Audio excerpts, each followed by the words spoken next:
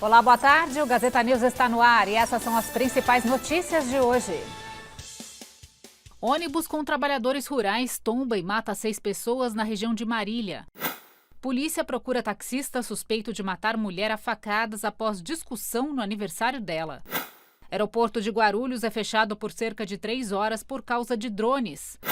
Governo paga a primeira parcela do PIS/PASEP. E a situação do trânsito e do transporte público na capital.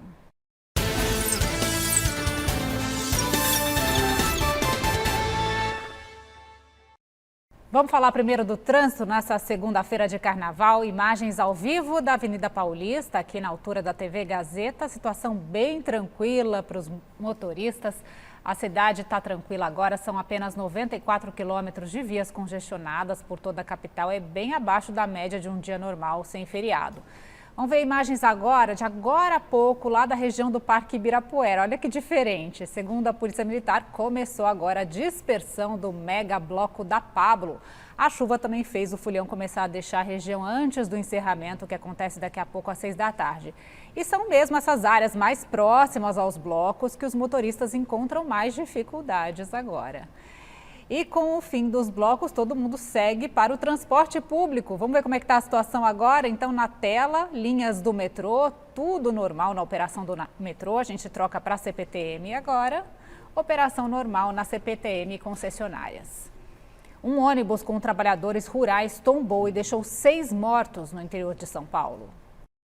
O acidente ocorreu por volta de 1h30 da madrugada e ocorreu na BR-153, no trecho entre Ocaçu e Marília, no interior do estado. Segundo informações da Polícia Rodoviária Federal, o veículo tombou depois que um dos pneus estourou. Antes de tombar, o motorista perdeu o controle do ônibus e o veículo saiu da pista. Pelo menos 45 ocupantes foram socorridos com ferimentos para hospitais da região. Os trabalhadores rurais saíram do Maranhão e iam para Santa Catarina, onde trabalhariam na colheita de maçã. A Polícia Civil atua para identificar as vítimas e os demais envolvidos. A perícia vai apurar as causas do acidente. Um incêndio de grandes proporções em uma empresa de Arujá, na Grande São Paulo, levou mais de 12 horas para ser controlado. O fogo começou na noite de ontem em um centro de distribuição de uma rede de supermercados. 18 viaturas e 50 bombeiros atuaram no combate às chamas. Foram mais de 12 horas de trabalho até o controle das chamas por volta de 8 da manhã de hoje. Segundo a corporação, o fogo consumiu uma área de administração do prédio e se espalhou para galpões onde havia materiais inflamáveis como papel, álcool e tintas. A região onde fica a empresa atingida tem muitos condomínios residenciais, mas nenhuma vítima foi registrada. Pelo menos 40 voos foram afetados por causa de drones nas proximidades do Aeroporto Internacional em Guarulhos. O repórter Luiz Turati está lá e tem as informações. Boa tarde, Turati. Como é que está a situação por aí no momento? Oi, Fernanda. Boa tarde para você e para todo mundo que acompanha a gente aqui no Gazeta News. Agora a situação aqui está bem tranquila. A gente até vê um movimento de passageiros aqui no saguão do Terminal 2, de onde falamos. Muita gente aproveitando o feriado para viajar, né?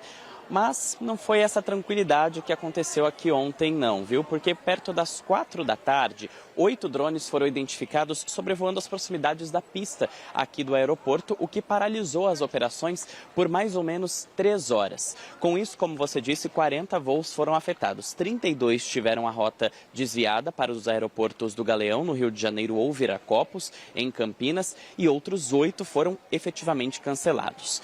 A Polícia Militar foi acionada para atender essa ocorrência através do Centro de Operações, do Comando de Operações Especiais, o COI.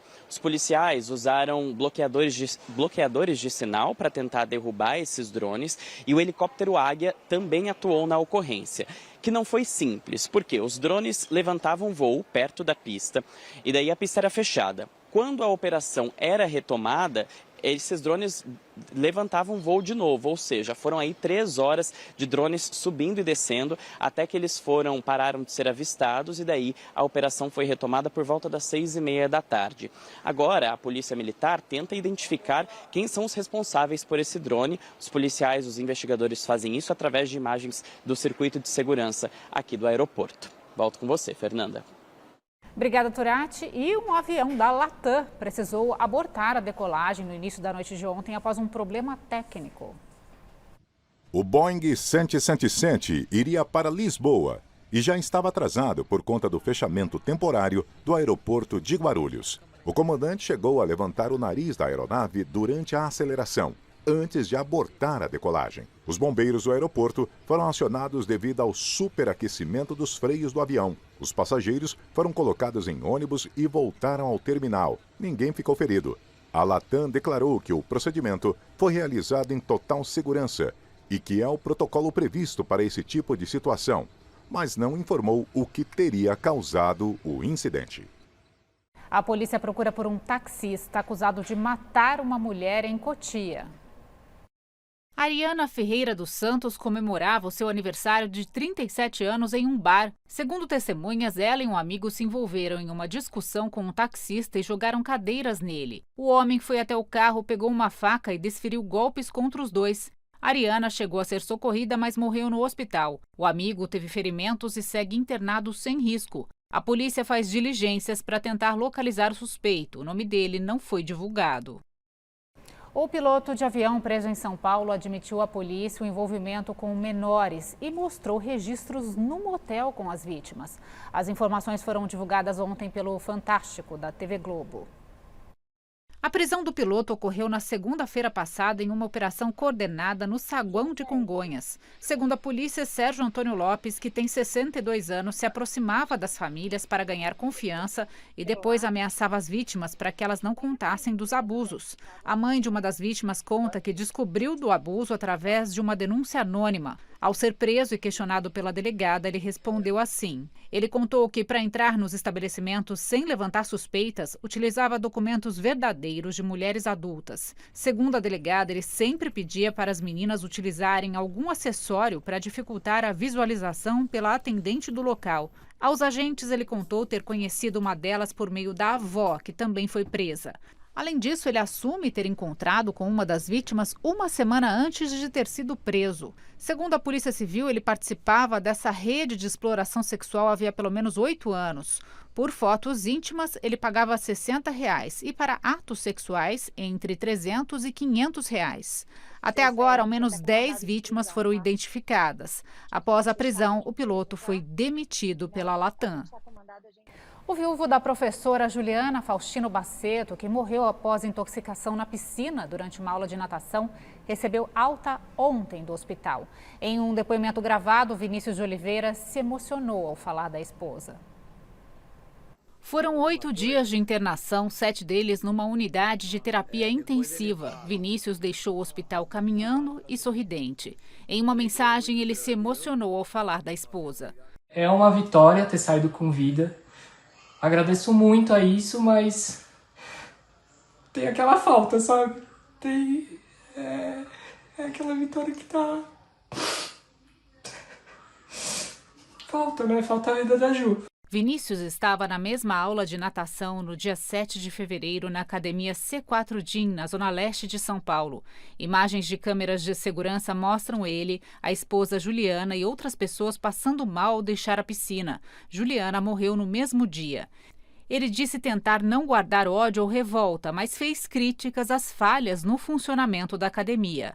Tava, tudo errado, né? Eles não se importaram, porque se não tinha alguém especializado fazendo isso, estava colocando em risco a vida dos funcionários que estavam lá, de todos os professores, de todos os alunos, e uma hora ia dar errado. A suspeita da Polícia Civil é de que o casal e mais 5 alunos da academia foram intoxicados por cloro por manipulação inadequada do produto feita por um manobrista.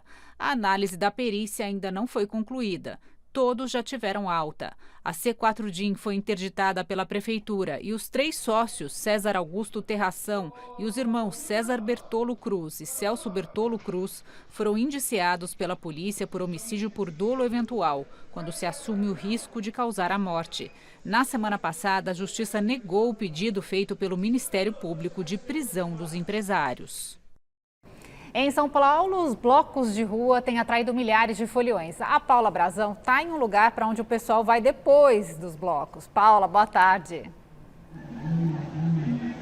Oi, Fernanda, boa tarde a você que está aqui com a gente no GNews. Fernanda, eu tô escondidinha, né, porque eu tô a trabalho, mas olha os foliões ali, ó, o Melchior Brito vai mostrar para vocês, eles não estão se importando com a chuva não, viu, e olha que estava mais forte agora há pouco, tá diminuindo no momento, e esse é um dos locais que eles vão depois dos blocos, que acabam entre 5 e 6 horas da tarde, eu falo aqui da Pompeia, os blocos já terminaram e eles vieram aqui para esse ponto. No total, entre pré, carnaval e pós, serão 627 blocos que saem pelas ruas aqui da cidade. Mas só hoje foram 52 cortejos. E entre eles, o mega bloco da Pablo, que foi no Parque do Ibirapuera, e também Charanga do França, que foi na Vila Buarque. Em relação à segurança, 13 mil policiais civis e militares estão trabalhando com auxílio de drones e câmeras de monitoramento em tempo real. E com isso, segundo a Secretaria de Segurança Pública, conseguiram prender 42 pessoas suspeitas de praticar crimes como furtos, roubos, tráfico, adulteração de bebidas e também cumpriram alguns mandados judiciais de pessoas que estavam então sendo procuradas pela justiça e foram presas por agentes que estavam trabalhando até muitas vezes fantasiados no meio dos foliões. O total de celulares recuperados ainda não foi divulgado. Fernanda. Obrigada, Paula. O primeiro lote de pagamento do abono salarial do PIS/PASEP em 2026 foi liberado hoje. Oficialmente, os depósitos devem ocorrer todo dia 15, com exceção de fins de semana, como é o caso desse mês de fevereiro. O benefício concede aos trabalhadores um recurso extra no valor de um salário mínimo, que é de R$ 1.621, de acordo com os meses trabalhados durante o ano base de 2024. Ao todo, o governo estima pagar R$ 2 bilhões e 500 milhões de reais para 2 milhões e 200 mil trabalhadores inscritos no PIS/PASEP e nascidos em janeiro. Tem direito ao abono salarial em 2026 quem estiver cadastrado no PIS/PASEP há pelo menos 5 anos, contados a data do primeiro vínculo. Ter recebido de empregadores que contribuem para os programas até R$ 2.766 de remuneração média salarial no período trabalhado. Ter exercido atividade remunerada por no mínimo 30 dias no ano base, dias consecutivos ou não. Ter os dados do ano base informados corretamente pelo empregador no e-social. O trabalhador pode fazer a consulta pelo aplicativo da Carteira de Trabalho Digital ou pelo portal gov.br. Agora os destaques do esporte, hoje com o repórter Thiago Salazar. Boa tarde. Boa tarde, Fernanda. Neste domingo tivemos a última rodada da primeira fase do Campeonato Paulista. E na tarde dessa segunda-feira, a Federação Paulista de Futebol definiu as datas e os horários das quartas de final, que ficaram assim, ó. No próximo sábado, 21 de fevereiro, às 6h30 da noite, o Red Bull Bragantino vai receber o São Paulo em Bragança Paulista. No mesmo dia, no sábado, o Palmeiras vai receber o Capivariano na Arena Barueri, às 8h30 da noite. Já no domingo, 22 de fevereiro, o Novo Horizontino vai jogar em Novo Horizonte contra o Santos. E às 8h30 da noite, a Portuguesa vai fazer clássico com o Corinthians no estádio do Canindé. Importante lembrar que os jogos são em confronto único e que um empate leva a decisão dos semifinalistas aos pênaltis. Além disso, a pontuação dos times que avançarem continuará sendo somada para a sequência da competição. Volto com você, Fernanda. Valeu, Salazar. Bom, a Defesa Civil mandou alerta de chuva forte, com raio, vento e granizo. Essas instabilidades se formaram por causa do calor e da entrada da brisa marítima, da umidade. Começamos então nosso giro de temperaturas pela zona leste, agora 30 graus, 26 graus na zona oeste, 25 na zona norte, 27 graus na zona sul e 25 também lá na região central. Amanhã podemos ter mais chuva em forma de temporais, será mais um dia de muito calor por todo o estado e a aproximação de uma frente fria traz essa chuva mais intensa. Aqui na capital seguimos com temperaturas altas, amanhã faz de 21 a 33 graus com uma pancada de 20 milímetros. Na quarta, a passagem dessa frente fria provoca chuva mais forte, mais presente, são 35 milímetros e o calor continua, faz de 20 a 30 graus. Na quinta, a temperatura cede um pouco, a máxima cai para 27 graus e a chuva diminui, mas será um dia um pouco mais encoberto.